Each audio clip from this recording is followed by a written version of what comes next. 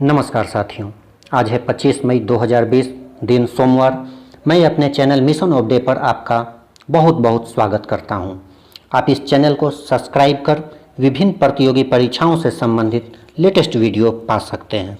तो चलिए चलते हैं आज के प्रैक्टिस सेट के प्रथम प्रश्न की ओर। आज का प्रथम प्रश्न है, एक साथ दो कोर्स करने का अनुमति कौन दिया है? ऑप्शन है एनसीटीई द्वारा, यूजीसी द्वारा, सीबीएसई द्वारा या बीएसईबी द्वारा। तो इस प्रश्न का सही उत्तर है ऑप्शन बी, यूजीसी द्वारा। इसमें एक कोर्स रेगुलर फॉर्मेट में और दूसरा कोर्स ऑनलाइन यानी डिस्टेंस लर्निंग मोड में करने का अनुमति दिया गया है। अब दिमाग में सवाल आता है कि यूजीसी क्या है? तो यूजीसी यानी यूनिवर्सिटी ग्रांट कमीशन यानी विश्वविद्यालय अनुदान आयोग। इसकी स्थापना 1956 में हुआ था। वर्तमान में इसके अध्यक्ष प्रोफेसर धीरेन्द्र पाल सिंह हैं। अब सवाल आता है यूजीसी करता क्या है? तो यूजीसी देश के विश्वविद्यालयों को मान्यता व अनुदान देता है। साथ ही एनटीई यानी नेशनल एलिजिबिलिटी टेस्ट का आयोजन करता है, जिसे उत्तीर्ण करने पर विश्वविद्यालयों व महाविद्यालयों में अध्यापकों की नियुक्ति होती है। तो इस तरह हमें इस प्रश्न से इतनी जानकारी मिलती है। चलिए चलते हैं दिन के दूसरे प्रश्न की ओर। दूसरा प्रश्न है, ease of doing business ranking में 2019-20 में भारत का स्थान क्या रहा है? ऑप्शन है 61वां, 62वां, 63वां या 64वां। तो इस प्रश्न का सही उत्तर ऑप्शन सी, 63वां। जबकि 2018-19 में भारत 77वां स्थान पर था, यानी 14 अंकों का सुधार हुआ है। वहीं इस रैंकिंग में प्रथम स्थान पर न्यूजीलैंड रहा। अब सवाल आता है, यह रैंकिंग जारी कौन करता है? तो यह रैंकिंग विश्व बैंक जारी करता है। यह रैंकिंग किसी देश में कारोबार करना कितना आसान है या मुश्किल, इसी आधार पर किया जाता है। चलिए चलते हैं दिन के तीसरे प्रश्न की ओर। तीसरा प्रश्न है, कोरोना काल में पहली श्रमिक स्पेशल ट्रेन कहाँ से कहाँ के बीच में चली? ऑप्शन है जयपुर से दानापुर, आंध्र प्रदेश से पश्चिम बंगाल, तेलंगाना से झारखंड या मुंबई से दानापुर। तो इस प्रश्न का सही उत्तर है ऑप्शन सी, तेलंगाना से झारखंड। यह ट्रेन तेलंगाना के लिंगमपल्ली से झारखंड के हटिया के बीच में चली। चलिए चलते हैं दिन के चौथे प्रश्न की ओर। चौथा प्रश्न है, प्राथमिक रंग कौन सा है? ऑप्शन है नीला, पीला, लाल, नीला, हरा, लाल, पीला, हरा, नीला या नीला, पीला, लाल। तो इस प्रश्न का सही उत्तर है ऑप्शन बी, नीला, हरा एवं लाल। प्राथमिक रंग वे रंग होते हैं जिनके मिश्रण से अन्य सभी रंग बनाए जा सकते हैं। रंगीन टीवी व कंप्यूटर डिस्प्ले में इन रंगों का प्रयोग किया जाता है। चलिए चलते हैं दिन के पांचवें प्रश्न की ओर। पांचवा प्रश्न है, चीनी यात्री हेनसोंग किस विश्वविद्यालय में अध्ययन किया था? ऑप्शन है तक्षशिला, विक्रमशिला, मगध या नालंदा। तो इस प्रश्न का सही उत्तर है ऑप्शन डी, नालंदा। हेनसोंग एक चीनी बौद्ध भिक्षु था जो हर्षवर्धन के शासनकाल में 7वीं सदी में भारत आया था। उन्होंने 6 वर्ष तक नालंदा विश्वविद्यालय में अध्ययन किया। इन्हें प्रिंस ऑफ ट्रैवलर्स भी कहा जाता है। चीन में बौद्ध धर्म के स्थापना का श्रेय इन्हें ही दिया जाता है। चलिए चलते हैं दिन के छठे प्रश्न की ओर। छठा प्रश्न है, भारत में हाल में किसने ऑनलाइन फूड डिलीवरी का शुरुआत किया है? ऑप्शन है फ्लिपकार्ट, अमेजॉन, स्नैपडील या टाटा। तो इस प्रश्न का सही उत्तर है ऑप्शन बी, अमेजॉन। अमेजॉन एक ई कॉमर्स कंपनी है जो अब स्विगी और जोमेटो की तरह फूड डिलीवरी करेगी। अमेजॉन एक अमेरिकी कंपनी है जिसकी स्थापना 1994 में जेफ बेजोस के द्वारा किया गया था। जेफ बेजोस दुनिया के सबसे अमीर व्यक्ति हैं। साथ ही अमेजॉन भी दुनिया का सबसे बड़ा ई कॉमर्स कंपनी है। चलिए चलते हैं दिन के सातवें प्रश्न की ओर। सातवां प्रश्न है, टूर ऑफ ड्यूटी के तहत भारतीय सेना में कितने साल का सेवा काल होगा? ऑप्शन है 2 साल, 3 साल, 4 साल या 5 साल। तो इस प्रश्न का सही उत्तर ऑप्शन बी, 3 साल। इसमें भारतीय सेना द्वारा आम लोगों को 3 वर्ष के लिए सेना में शामिल करने का मौका दिया गया है। इसकी भर्ती प्रक्रिया ठीक वैसा ही रहेगा जैसा अभी चल रहा है।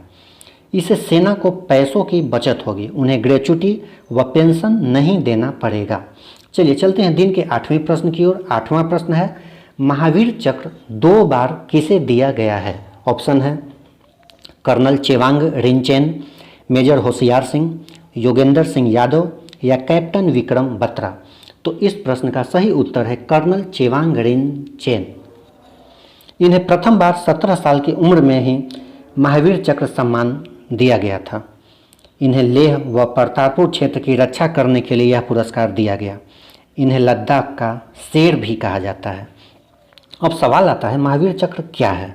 तो यह भारत का युद्ध के समय दिया जाने वाला दूसरा सर्वोच्च सम्मान है, जिसे पहली बार 1947 में दिया गया था। देश का पहला सर्वोच्च सम्मान परमवीर चक्र है। चलिए चलते हैं दिन के 9वें प्रश्न की ओर। 9वां प्रश्न है, गांधार की राजधानी कहाँ है? ऑप्शन है मथुरा, तक्षशिला, कौशाम्बी या श्रावस्ती। तो इस प्रश्न का सही उत्तर है तक्षशिला। तक्षशिला शिक्षा का एक प्रमुख केंद्र था। चाणक्य यहाँ के आचार्य थे। वर्तमान में तक्षशिला पाकिस्तान के पंजाब प्रांत के रावलपिंडी जिले में स्थित है। चलिए चलते हैं दिन के 10वें प्रश्न की ओर। 10वां प्रश्न है, ऑर्डर में क्या है?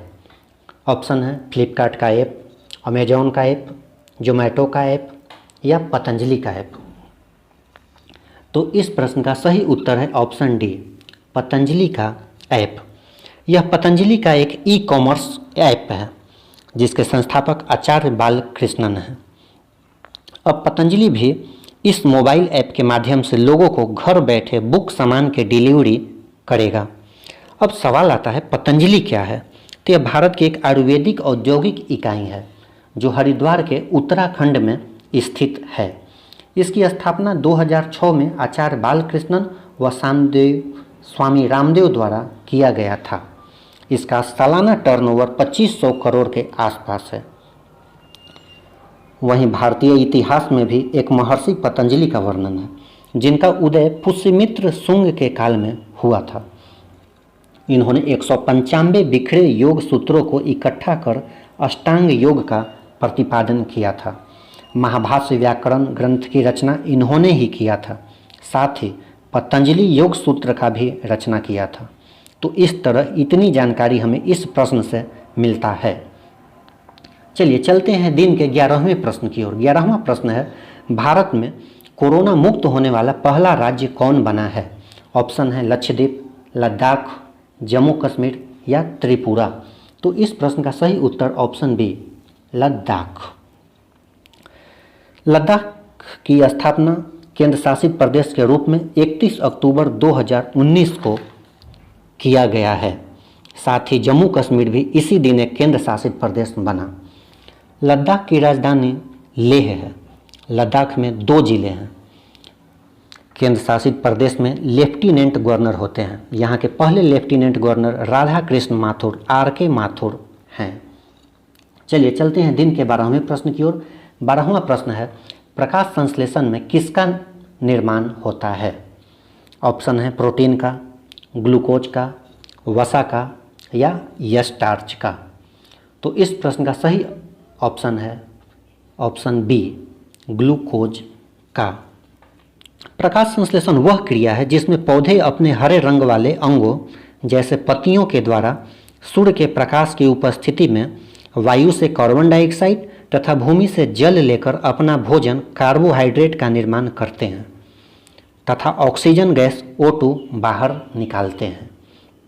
चलिए चलते हैं दिन के 13वें प्रश्न की ओर। 13वां प्रश्न है, धर्म संरक्षक गार्जियन सैन्य अभ्यास किसके बीच हुआ है? ऑप्शन है भारत और ब्रिटेन के बीच, भारत और श्रीलंका के बीच, भारत और जापान के बीच या भारत और बांग्लादेश के बीच। तो इस प्रश्न का सही उत्तर है भारत और जापान के बीच, ऑप्शन सी। यह अभ्यास भारत के मिजोरम में हुआ है। इसका उद्देश्य पर्वतीय इलाकों में आतंकवाद को रोकना है। चलिए चलते हैं दिन के 14वें प्रश्न की ओर। 14वां प्रश्न है, मैच फिक्सिंग को अपराध की श्रेणी में लाने वाला पहला एशियाई देश कौन बना है? ऑप्शन है बांग्लादेश, श्रीलंका, भारत या पाकिस्तान। तो इस प्रश्न का सही उत्तर है ऑप्शन बी, श्रीलंका। श्रीलंका में मैच फिक्स करना अब अपराध की श्रेणी में आ गया है। इसमें 10 साल तक की सजा तथा जुर्माना का प्रावधान किया गया है। इस कानून के दायरे में पिच क्यूरेटर भी आएंगे। वर्तमान में श्रीलंका के प्रधानमंत्री महिंद्रा राजपक्षे व राष्ट्रपति गोटाबया राजपक्षे हैं, जो आपस में भाई हैं। विश्व में पहली बार ऐसा हुआ है कि छोटा भाई राष्ट्रपति और बड़ा भाई प्रधानमंत्री एक साथ एक कार्यकाल में बने हैं।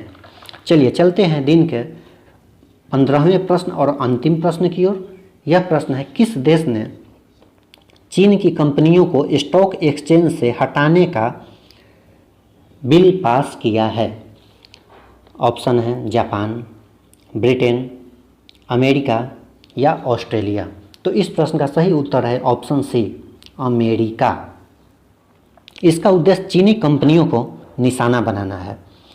यह अमेरिका व चीन के बीच कोरोना को लेकर चल रहे मनमुटावों का ही परिणाम है।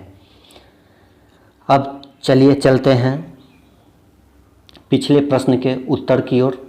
पिछला प्रश्न मैंने आपसे पूछा था, वुहान डायरी पुस्तक के लेखक कौन हैं? ऑप्शन था माइकल बेरी, फांग फांग, चू फांग या निक्की यांग। तो इस प्रश्न का सही उत्तर था फांग फांग।